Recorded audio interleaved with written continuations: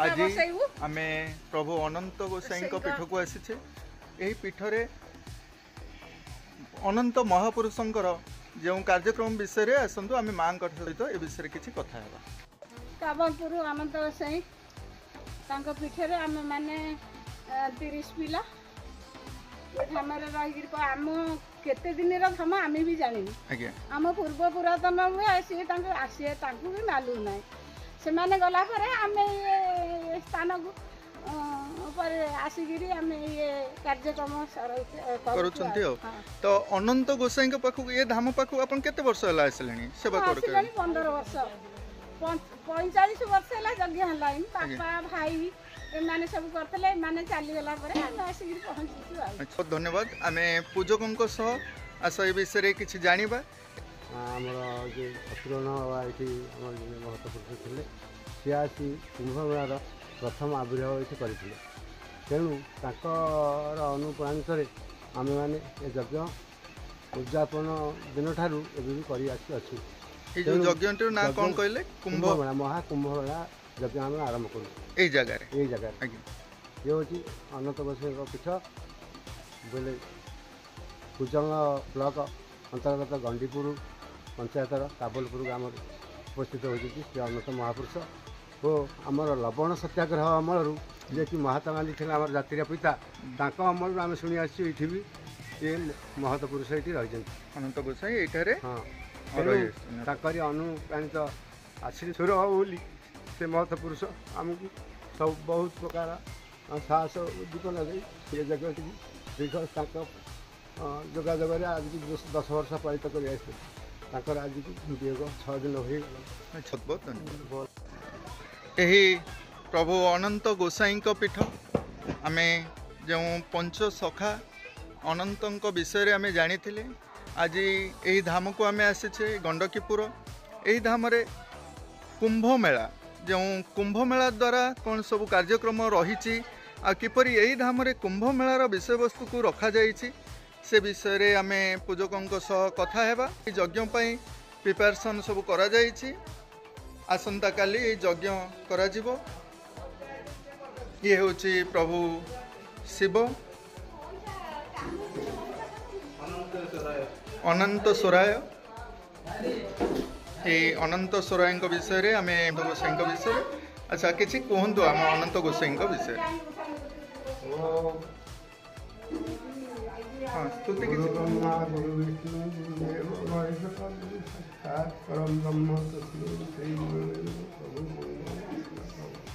अनंत महापुरुष होती आम गंडकपुर पंचायतर अन्यतम ठाकुर जे अनंत विश्वर कर्ता से अनंत आम विश्वास करी आमर ग्रामवासी और जितक दर्शन मिले मानसिक और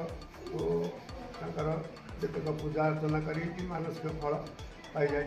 किंतु आम कहूँ जे गर्भर सहकारी जी मानसिक करूँ सी फलप्राप्त हम से मानिने किंतु कर्म नहीं गोटे फल कुंभमेला महाकुंभमेला प्राय तीर्थ से प्रथम पालन कराए आम भारत वर्ष सब महाकुंभमेला बोली व्याख्या कर मुनि ऋषि हो आम पूर्वपुरुष माने ना कि तेणु आम कुंभमेला को बजाय रखू बोली आम प्रभु को शपथ करूँ जार जो रोग व्याधि हुए क्या गोटे गाईटार जब किसी रक्तस्राव है किसी झड़ाफुआ ना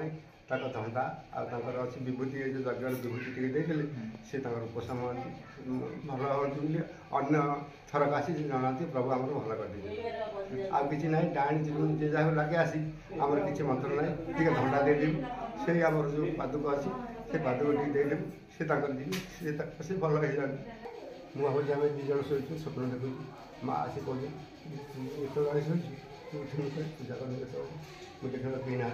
अंतिम नहीं हो पाए मुझे सकाल स्वप्न जय हो बहुत बहुत धन्यवाद नाना मोर नाती मोर पाखे आमे आउ भाई माने अछंती आ किछि कथा कहंतु ए हम प्रभु अनंत गोसाई विषय आपण कोन सब जानते से विषय टिके किछि प्रभु अनंत गोसाई हमर जीवंत ठाकुर तांको कर्म जे जेंति करछि से जेंति भी पाइछन्ती आउ जे जो भली पूजा करछन्ती जे जो लाखिछन्ती से भली निश्चित भाव पाइछन्ती आदरे किछि भूल भाल नै हमर 5 जण पंचायत ठर आरंभ समझे जानते अनंत गोसाई विषय ଅନ୍ତର୍ଷ ତାଙ୍କ ଜୀବନ୍ତ ଦେବତା ଆଉ जीवंत देवता भाव में अंचलवासी मैंने समस्ते भगवान को पूजा करी आज्ञा बहुत बहुत धन्यवाद जन्मदिन हो वार्षिक उत्सव हो कि जार हो खाली खाया दौर आपण मैंने देखिपे आमर यहीठारे यज्ञ कार्य करा जीवो सुंदर भाव में आमर माँ मैंने ये सजाऊँच यज्ञ घर भागवत पाठ तुलसीदास ये जय माँ मंगला पीठ पार्श्वदेवी भाव में माँ विद्यमान कर बहुत वर्ष है माने कई जाना गछ केबेठारु ये गछर किछि महिमा अच्छी आपण मैंने देखिपे गछर मूल नाई हूँ तो आम मैंने जाचे बर ओहलू गछ गुड़िक पुनर्जीवित होता ये सेहीपरी एक गछ मूल नथिले गछ गुड़िक आमर बहुत सुंदर भाव में दंडायमान कुंभ मेला कुंभ सबू ये जगह समस्त कुंभ बस मानसिक कुंभधारी माने कुंभ बसी अच्छा ध्वनि बा यज्ञ करा जीवो प्रस्तुत करा खाई बंधु माने बहुत सहयोग अछंती सहयोग करुछंती कुंभ मेला आसतु यही गंडकीपुर बंधु मान को बहुत बहुत धन्यवाद यहीपरी मठ मंदिर मान को उज्जीवित रखापी यही यज्ञ होम द्वारा लोकंकर मंगल करने बंधु मैंने आगे आसी धाम नमस्कार जय अनंत महापुरुष पंचसखा मध्य से जड़े पंचसखा जिते आविर्भाव होते जड़े ये अनंतेश्वर बोली आम जानी गादी केबेठा तार सठिक समयानुधान आम कर बापा मूलू अनंत गोसाई धाम बोली आम जाचु आमर बापा भर बड़ बापा जी सभा बड़ सी है शत्रुघ्न महापुरुष से भी हूँ सन्यासी होते एवं भी सी जीवित अच्छा 88 वर्ष है आम सब पुओ मैंने छोट आम मुझे आसी गोटे वर्ष पूजा कर बाबांकर मोर हूँ बाबांकर आलोक्य घटना गोटा हूँ मुझे जानी निजे अंगेली भी मुझे जॉब करी नथिली प्रथम ये पूजा करी माने बाबा आशीर्वाद पाई मुझे निश्चय जॉब करी से आज मुझे सफल हो भल पोस्ट भी L bank finance branch manager अच्छी जातु बाबा आशीर्वाद रू मत बड़ापा जी से माने माने बहुत गुड़े शिष्य अच्छा ये से माने सी ही यज्ञ आरंभ करती मुझे पुनाहुति भी मुझे देखी छोट बेले एवं हूँ जेहेतु बड़ापा आम असुस्थ अच्छा हूँ ब्राह्मण डाकी कराऊँगी ये अनंतेश्वर पीठ जेहेतु पंचसखा भितर जड़े ये बष्टम ठाकुर जेहेतु आमर हूँ बड़ापा भी जड़े बष्टम आम भी बष्टम से बष्टम ही पूजा करती ये भी बहुत पिला भी हूँ मानसिक करी बाबाजी भी हूँ माँ मैंने देहामुंड खराब हेले बाबाजी कर दिखती बाबा बिक्री कर दिखती छोट पिला से पूर्ण है नाम नहीं पुणी उद्धार करती माँ मैंने ये बाबा तो बहुत गुड़े आलोक्य घटना मुझे तो किसी जानी छोट एवं जी शुणी बड़ भाई बड़ापा मान ता भर मुझे अनुप्राणित जो कुंभ बसव जो मेलाटी आयोजन करा आपण मैंने देखिपे ये जगह सब कुंभ बसव सेमती किसी कुंभ थाए ना श्रद्धालु मैंने आसिले प्रकार मानसिकधारी माने अच्छा से माने मानसिक करती प्रति वर्ष कुंभ होती मेलार जोगदेवाई कुंभ बसाई 108 कुंभ बसे जेहेतु आमर जगह स्पर्श लाइन बाय लाइन रुहे कुंभ मानस मैंने आसिए बुड़ पकड़ जल भंडार जाती जल आणला पूजा सारी मेन कुंभ आमर बाबा वर्षे कर्ता जी आमर मिटू भाई ना सी दीर्घ मुझे देखिए 5 वर्ष ऊर्ध है से मैंने कर्ता होती सी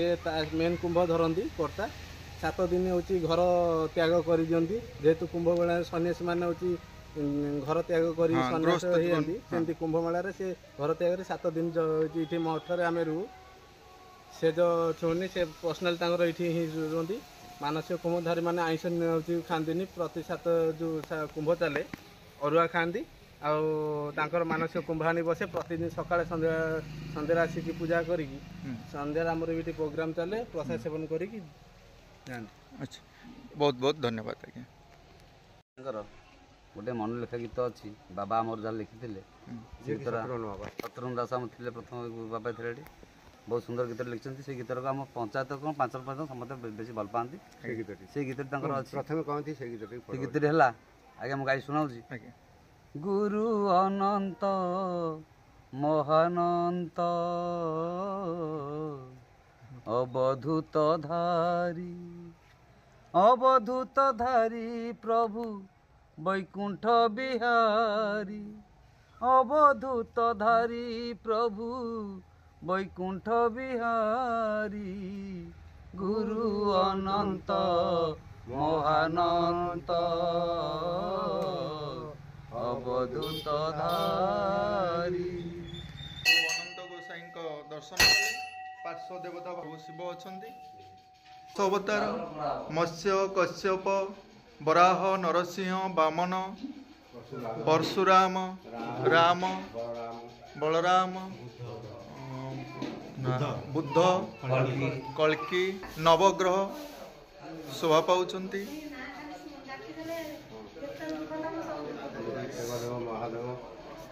ପ୍ରଭୁ ଦେବଦେବ ମହାଦେବ ଏଠାରେ ବିଦ୍ୟମାନ କରିଛନ୍ତି ଏ ଅନନ୍ତ ଗୋସାଇଙ୍କ ପାଖରେ। ଏ ଅନନ୍ତ ଗୋସାଇଙ୍କ ବିଷୟରେ ଟିକେ କ'ଣ କିଛି ଯେତେ ଦୁଃଖ ଆସୁ ଗୋସାଇଙ୍କ ନାଁ ଖାଲି ଧରି ଟିକେ ଦୀପ ଲଗେଇଦେଲେ ସେ ସବୁ ଦୁଃଖ ପଳେଇ। ମୋର ଗୋଟେ ଅନୁଭୂତି, ମୋ ଝିଅର ଏମିତି ଦେହ ଖରାପ ଥିଲା, ଜୀବନ୍ତ ଦେବତା, ଡାକ୍ତର କହିଲା ଯେ ଦେହର ରକ୍ତ ନାହିଁ, ପୁରା ସିରିୟସ୍ ହେଇଯାଇଛି। ମୁଁ ଏଇଠି ଝିଅ ଗାଡ଼ି ଗଡ଼େଇ ଦେଲି, ତାପରେ ସେ ଭଲ ହେଇଗଲା। ଯେଉଁ ଡାକ୍ତର କତିକି ଗଲେ କହିଲେ କିଛି ନାହିଁ, ଭଲ ସବୁ। କିନ୍ତୁ ଯେଉଁ ଡାକ୍ତର କତିକି ଯାହା ପାଖକୁ ଯାଇଥିଲୁ ସେ କହିଲା ଯେ ତା ଦେହରେ ତ କିଛି ବ୍ଲଡ଼ ନାହିଁ, ସେ କେମିତି ବଞ୍ଚିଛି। ଆମେ କାନ୍ଦି କାନ୍ଦି ବାଟରୁ ପଳେଇ ଆସିଲୁ ମେଡ଼ିକାଲରୁ, ଏଇଠି ଆଣି ଗଡ଼େଇ ଦେଲୁ। ଠାକୁରଙ୍କ ଧଣ୍ଡା ପାଦୁକ ଆଣି ପକେଇଦେଲେ। ତାପରେ ଯେଉଁ ମେଡ଼ିକାଲ କହିଲେ ନା କିଛି ହେଇନି ତାର, ଏତେ ବଡ଼ ରିପୋର୍ଟ କିଏ ଦେଲେ। ଏମିତି କହିଲା ପରେ ଆମେ କହିଲୁ କିଏ ଜାଣି, ଠାକୁରଙ୍କର ଇଚ୍ଛା। ମେଡ଼ିକାଲ କଟକ ମେଡ଼ିକାଲ ଗଲୁ, ସିଏ କହିଲେ ନା କିଛି ହେଇନି ତାର। ଭଗବାନଙ୍କୁ ଖାଲି ଗୋସାଇ ନାଁ ଧରି ଦୀପ ଲଗେଇଦେଲେ ସମସ୍ତଙ୍କ ଦୁଃଖ ପଳେଇଲା। ତଥାପି ମା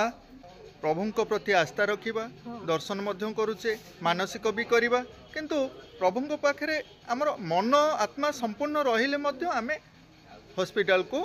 ଯୋଗାଯୋଗ ମଧ୍ୟ କରିବା ଏବଂ ହସ୍ପିଟାଲକୁ ଯିବା। ପ୍ରଭୁଙ୍କ ପାଖରେ ମାନସିକ କରି ଆମେ ହସ୍ପିଟାଲକୁ ଯିବା। ଯାହା ବି ହେଉ ମା ତାଙ୍କର ଜୀବନରେ କିଛି ଘଟଣା ଘଟିଛି, ଭଲ ହେଇଯାଇଛି। ବହୁତ ବହୁତ ଧନ୍ୟବାଦ ଆଜ୍ଞା। ଏଇ ପ୍ରଭୁ ଅନନ୍ତ ଗୋସାଇଙ୍କ ପୀଠକୁ ଆଜି ଆମେ ଆସିଥିଲେ। କାର୍ଯ୍ୟକ୍ରମଟି ଆସନ୍ତାକାଲି ଯେଉଁ ଯଜ୍ଞ ବା ମହାକୁମ୍ଭ ମେଳାଟି ଆରମ୍ଭ କରାଯିବ। ହଉ ଆଜ୍ଞା, ଆଜିର ଭିଡ଼ିଓଟିକୁ ଏଇଠି ଆମେ ଶେଷ କରୁଛୁ। ଧନ୍ୟବାଦ।